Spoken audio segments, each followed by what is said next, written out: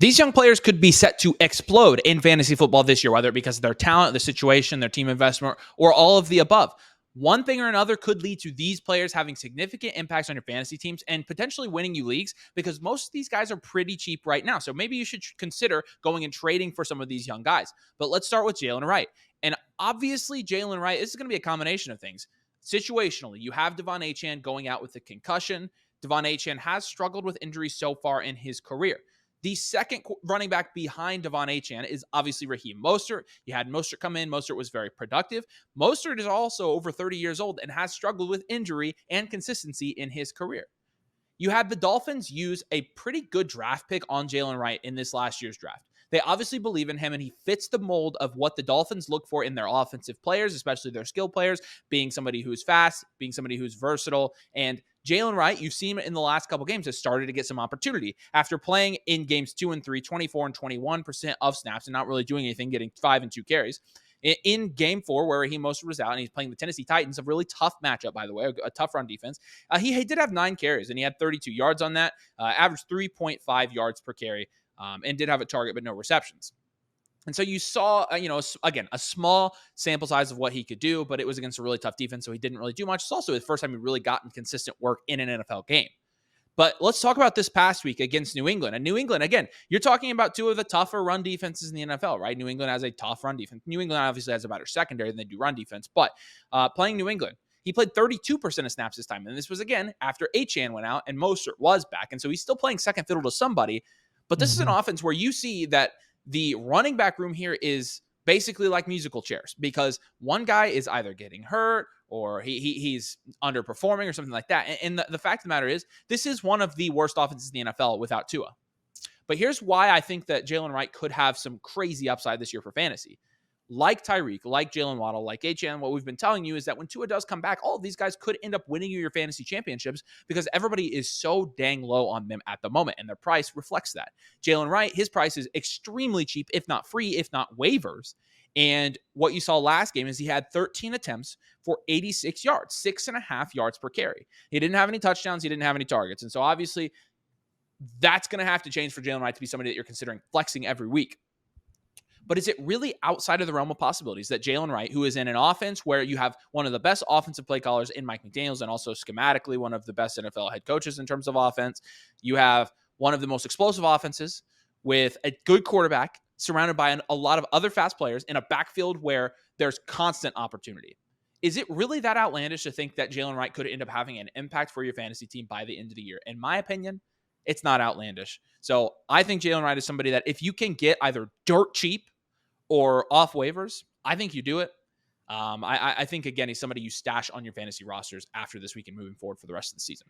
Yeah, so I do want to kind of break down just the running back usage for the Miami Dolphins just to kind of further this point. You are looking at goal line carries specifically. There were only 2, right, in a very low-scoring game for the Dolphins and Patriots in Week 5, but it was split between Raheem Mostert and Jaylen Wright. They each got 1. Early down usage, you had 25 early down snaps for Raheem Mostert to Jaylen Wright's 21. You've got, for total plays, 22 total plays to Raheem Mostert's 42. Short yardage Mostert, third downs Mostert, 2-minute drill Mostert, getting strong majority, if not all, for each one of those. But like you said, Achane being down is definitely something where, like, down the line, Jaylen Wright is probably going to get more and more opportunity. It's only a matter of time before Mostert does go down. He's been out for multiple weeks because of a chest injury. He has a history, as a past of being injured. So while Mostert is on the field, he's going to continue to get that usage and probably get the upper hand over Jaylen Wright. But they did draft and invest in Jaylen Wright for a reason. So I think seeing this usage immediately once Achane goes down, they immediately implement Jaylen Wright into the offense over, all the other backs that they have there. So I'm with you there. I think it's only a matter of time before he's productive. And I also think it's only a matter of time for Roschon Johnson as well. When you are looking at what he was able to do in a game where DeAndre Swift put up 20 points, Roschon Johnson also put up 14 points. And for the goal line carries, this was actually interesting to me. This surprised me. I thought Roschon Johnson was going to get a majority of the goal line touches against Carolina in Week 5, but DeAndre Swift actually had the upper hand. He had 6 goal line carries to Roschon Johnson's 3. Roschon was able to punch it in, though, because he is the bigger bodied back that's actually going to punch a hole and not try to bounce it outside like DeAndre Swift does every single play. Early downs, Swift has the upper hand, total plays. Third downs, Roschon Johnson got a majority of the usage. So again, a lot of third downs, some short yardage opportunities. And then the 2-minute drill, he actually had 3 opportunities in the 2-minute drill to DeAndre Swift's 2. That's very, very notable because a guy like DeAndre Swift, who's a receiving skill set running back, you would expect would be there on 2-minute drills when they're probably going to pass the ball more often. Roschon Johnson is actually getting opportunity there. So again, a guy very similar to Jaylen Wright, where while DeAndre Swift is on the field and while DeAndre Swift is being utilized, he's going to get his own in that offense, right? But Roschon Johnson continues to capitalize on the limited opportunity he's been given, and that opportunity every single week has increased. Now Khalil Herbert is back healthy, and he's just a no-show, a complete no factor in that offense. They are done with Khalil Herbert. They should have been years ago, but they're done with Khalil Herbert.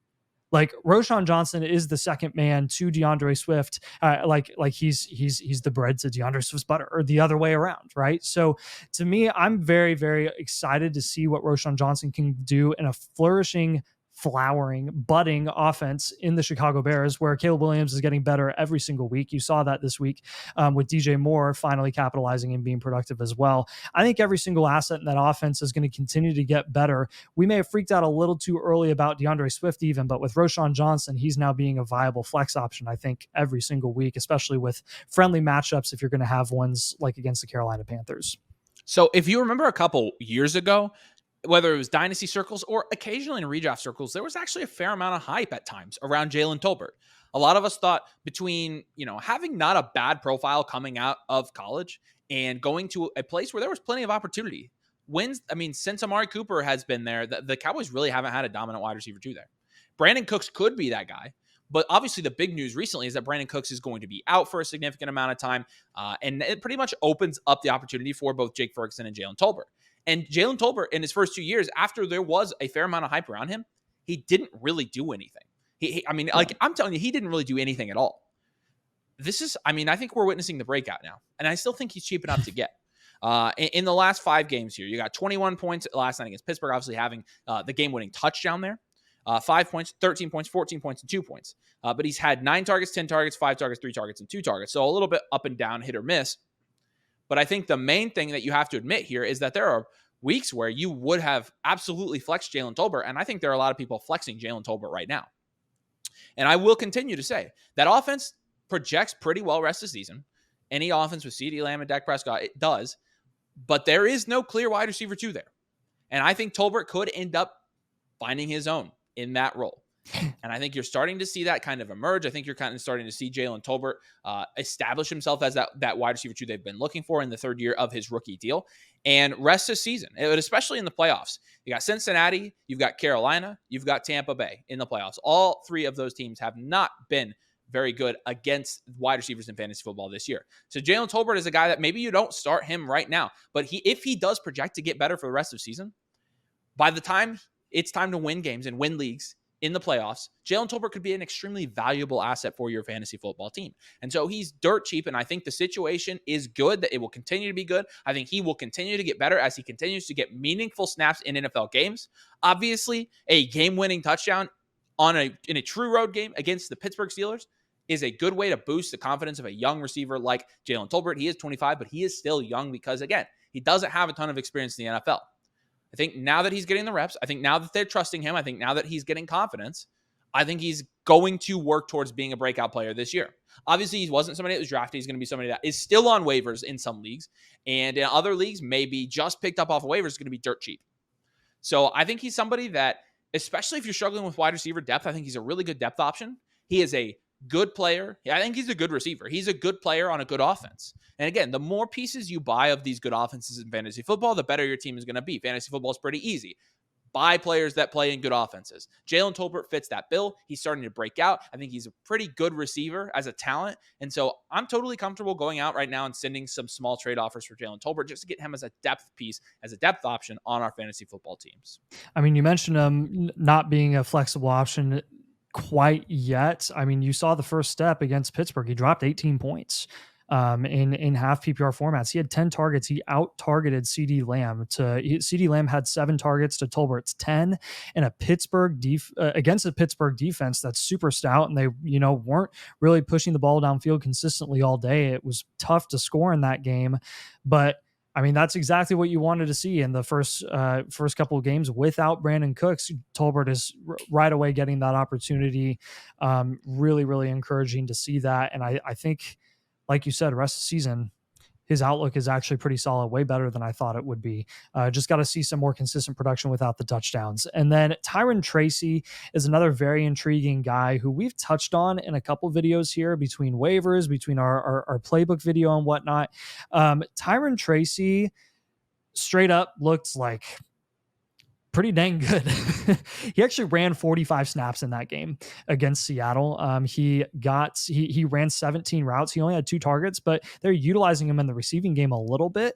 And when you're looking at his carries and how it really went down, you had 45 total plays for Tyron Tracy to Eric Gray's 26, right? We were going into this game without Devin Singletary, and you were like, dang, which one's it going to be? Is it going to be Tracy or Eric Gray? Anyone's guess, right? I think us being, Indiana guys, we were a little more familiar with Tyron Tracy, so we just kind of picked him, but there wasn't really much of a good reason for why, outside of him just being the fresh legs, the new guy on the street because he's the rookie this year. And he capitalized, man. Early downs, 42 opportunities to Eric Gray's 9.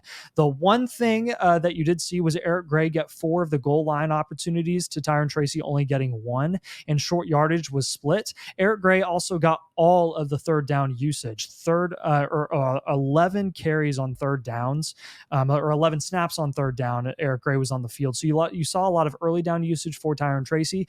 But again, regardless of when it was happening on the field and where on the field, he was still capitalizing with the opportunity that he was given, even though everything seemed to be against him when he wasn't even getting the goal line opportunities in that game. He gets 130 rushing yards on 18 attempts in that game. I think as that game progressed, you saw Tyron Tracy starting to get more and more opportunity and usage over Eric Gray because he was just straight up the more efficient, more effective guy. So with Singletary coming back, are we expecting Tyron Tracy to, just automatically, all of a sudden, immediately take over and be the number 1 guy?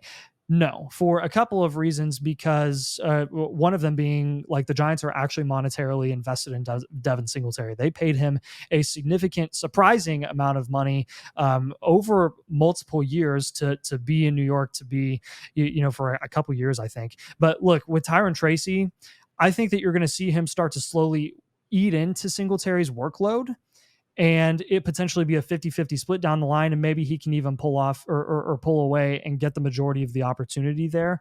Singletary is not a fireworks show at the running back position. He is not pretty, right? He just kind of gets the job done. He's a very smart running back, but he's not anything special. If Tyron Tracy can continue to do special things, right, with the opportunity given, like he did against Seattle in week 5, a tough matchup, I think you're going to see some more usage there, and maybe he can usurp Singletary down the line, maybe like 3, 4, 5 weeks down the road. All right, I know what you're going to say, so I'm going to get out in front of this. Kyle Pitts is already broken out. He's already had a tight end 1 season. He was a top 5 NFL prospect. What are you even thinking putting him on this list? Here's what I mean by this. After games of 5, 7, and 0 points for Kyle Pitts, I think everybody was ready to write him off. And his last game, he had 15 points. This was much better. You saw 8 targets. You had 7 receptions. You had like 88 yards and no touchdowns. But without the touchdown, he still had 16 points, right? Okay, that feels pretty good. But the main reason Kyle Pitts is on this list, I think Kyle Pitts is about to have a reemergence. Let's say that instead of breakout. Because I believe that Kirk Cousins is getting better. I believe the passing volume is sustainable for the Atlanta Falcons. Maybe not last game sustainable, but sustainable enough to where I think he can support London and Mooney and Pitts, maybe the same way he supported Jefferson and Addison and Hawkinson. Interesting. And with Pitts is as talented a tight end as we've seen. With how he was used the last game, I think the Falcons made it a point to get him involved, but you had Kirk Cousins looking his way a lot. I expect this to continue. I think the long-term situation for Kyle Pitts this year is only getting better. I think his quarterback is only getting better. I think Kyle Pitts is only getting more confident. And I think Kyle Pitts is going to be a really solid option rest of the season. And am I jumping the gun? I could be, I guess. I guess I could be jumping the gun because we've really only seen the one game where he had consistent targets and no touchdowns and produce. It's a dumpster fire at tight end as it is. So what do you have to lose, honestly? And that's the thing. This is purely an upside play. If Kyle Pitts does pan out, if the volume does continue, and if Kyle Pitts continues to produce, he might win you a league. I'm not kidding. He's that consequential of a player this year because that position is so much of a dumpster fire. And so Kyle Pitts, no, it wouldn't be his breakout. It wouldn't be like, oh, we've never seen it from him. We know he can do this. But I think the situation is about to be the best situation he has had in his career. I think the 0 target, 0 point dud that he laid a couple weeks ago was an outlier. I think you're going to continue to see him get better with the targets and do more with the targets that he gets as the season goes on. And I think Kyle Pitts projects as still a top 6 tight end rest of the season. Personally, that might be a hot take. But I think if you can go get Kyle Pitts on the cheap right now, I'm really excited about doing that, and it would definitely fill your tight end void. I feel better about starting him than the guys around him every week when I'm ranking him. So I will say that. Kyle Pitts, again, tight end is not dire. If you have a bad team, you're probably not going to get tight end. But other than that, Kyle Pitts, I think he could be a pretty good trade option. So our last guy that we're going to have here, honestly, Avery, you're going to have to help me with this one. Andre Yoshivas is our last guy here. He's, your exclusive slot wide receiver. When you're looking at the snaps run between the wide receivers or the receiving assets overall in Cincinnati in a very productive game against Baltimore in week 5, you had Jamar Chase number 1 with 59 snaps, 42 routes run, 12 targets. You had Yoshivas actually second with 53 snaps, 35 routes run, and 2 targets. And then you have T. Higgins, 48 snaps, 37 routes run, and 13 targets. So with T. Higgins and Jamar Chase both combining for like 60-some points, being incredibly dominant, taking all of the opportunity there from a target perspective, Yoshivas really looking, even though he's on the field, he's looking to be utilized on a lot of run plays. And his targets have gone down in the 2 weeks that Higgins has come back. Against Carolina, 1 target. Against Baltimore, 2 targets. Why do we think Yoshivas is going to be a potential breakout for the rest of the season? Well, I actually didn't realize how much his targets has gone down. So I threw him on this list, and now I'm looking and saw he went from 6, 4, and 7 targets to 1 and 2 targets with Higgins coming back. And I guess that does make sense. With Yoshi, though, I think he still does have the position over Jermaine Burton for the wide receiver 3 in that offense. And it's not out of the realm of possibilities that a wide receiver 3 in that offense produces with Jamar Chase and with T. Higgins. How do we know this? We've seen it with Tyler Boyd. And so here's the question. Does Yoshivas, is he good enough now? And is he cementing himself enough now to where he establishes himself as that productive wide receiver 3 in that offense? Because I think the volume will come. He's obviously, in terms of his yards per target right now, it's 20 to 30. Like, he's getting a lot of bigger targets, down the field targets, making a lot of big plays and crucial moments. But you're right. He's going to need to get the target volume to do it. So drop in the comments and let us know whether you think Yoshivas can break out this year, because he's been a guy that has flashed at times. Honestly, you've seen it. But I think T. Higgins coming back and soaking up all of those targets is going to be a very negative thing for him. And honestly, I threw him on this list thinking, he could be somebody that could break out.